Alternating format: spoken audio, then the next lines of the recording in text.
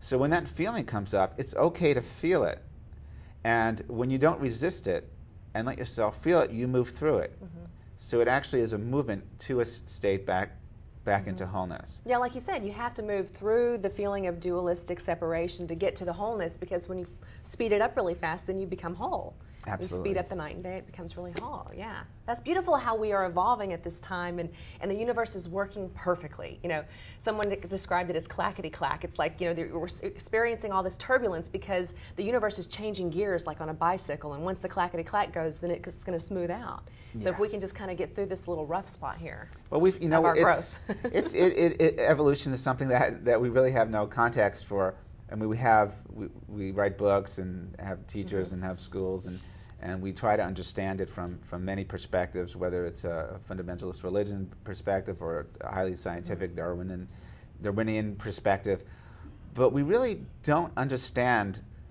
I don't think we really can understand why we're here and what this journey is. Right. But we can appreciate it. Right. and appreciate that at times it feels futile, and I think a lot of people are feeling that. One of the chapters, and I know we'll have a chance to talk about that, flipping the channels, really. Right. What inspired me there is because I work with people in media projects and film projects, and really inspiring film and media projects and television projects that will wake people up to their full potential without proselytizing, without trying to pitch a particular message or a way of thinking, but to give them a direct experience of what that potential is. And you're waking them up by using the media to be a mirror, to reflect themselves back to themselves and say, this is where you are, this is who you are today, and then also to show this is who you can be, right? Yeah, and I think great films take people on that journey. They, you know, the hero's journey is about this mythic journey of going down into the shadow and being able to rise, and we go through, everyone goes through their own specific journey in their lifetime, and when the hardships come, if we don't resist it and we understand what it's showing us, then we make the transformation. So hopefully, individually, people are doing that in their lives, not continually repeating the same patterns. And hopefully, as a species, that we're getting it as well. And specifically as a nation, I think with all the wars we've been involved in, maybe we're finally getting it, that this is not the way. It hasn't been that successful. I don't know. It doesn't seem like it's been that successful. Yeah. Well, it is a very exciting time on the planet, especially for me and you, because we're involved in media. And they just had the Environmental Media Association Awards, where I got to interview like a lot of people that are in your book, like Ed Begley Jr. There's a lot of people in here from the EMA. And so we're going to take a look at that footage now and see what those people had to think about what's going on with media at this time in the planet. What are you doing these days? Are you doing any more environmentally conscious television shows? What are you doing? Actually, I did a pilot for ABC that we're hoping that it's still, they have us on hold sort of, but it was about Washington politics, and my hope is it could be a sort of all in the family, you know, kind of something where you have the conservative Republican and the liberals Democrat and how they argue about everything, but we'd love to bring up some of those issues that are so polarizing for people, you know, including that's where change happens, and environment and all of that. Yeah, it would be, I think it's sometimes you can learn more through humor than you can through being lectured to. Yeah. A teaspoon of sugar makes the medicine go down, right? So, oftentimes. So we're trying to sort of attack this from all fronts, you know. Encourage, cajole, threaten, charm, hit them over the head when you have to, but just help people understand that time is of the essence with this, and we just all need to start making some changes if we want to keep this planet alive, you know. So are you excited about media taking a leadership position in the forefront to help this change in consciousness come about right now? Yeah, because, you know, you figure, just like right now, you get a microphone shoved in your face and you can talk about, I don't mean shoved, you were very lovely about it, I didn't mean that, talk to me.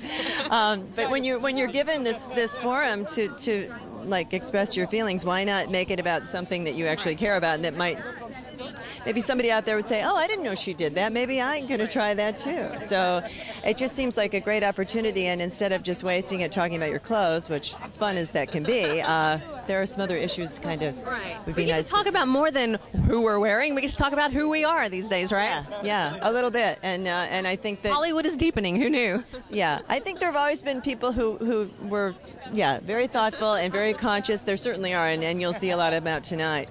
You know, but it's a wonderful thing when you can use people who have become heroes, to particularly a lot of young people out there who can also say, I need you to pay attention to something. You know, this is something important to me, and I hope you'll look into it, and maybe it'll shift the way you live too. Well, what do you think about media these days helping to save our planet? Oh, I think it's such a great opportunity for us. We're writer-producers, and it's just been a great, opportunity to be able to use entertainment to inform. It's wonderful. We love it. Especially for our show angles at kids, and that's going to be the future of our future. Our future is with them. So if we can have any little part of that, then we feel honored. So it's a great opportunity.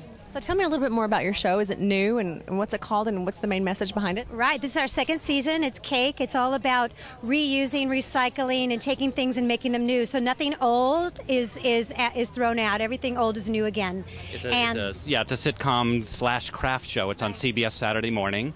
And these are two of our stars, along with Anna Maria Perez de Tagle and Kiki McFadden. This is Emily Everhard, and that's Krista B. Allen. And it's a show with a great message, and we hope kids will continue to watch it, and hopefully this will, shine some light on it. I think Sundance has done an amazing job of really providing quality programming that is imaginative and creative and innovative, talking about how we can work together to restore our natural resources and heal the planet, as you say. What a wonderful mission to have on the planet at this time. What do you think? Well, I can tell you that when we made the decision to do this, and Redford is deeply involved in it because of his 35-year history in this space, we wanted to do it with presenters that were not just talking heads, but people who had credible, meaningful records in this space. And we're so proud, and I say that on behalf of Redford and NBC Universal and CBS, to have this woman on our air. And I'm just thrilled to be her guest today. Oh, shucks. Thank you. I love Well, we look forward to seeing more of you. And I don't want this can make it on the air. I'm her bitch.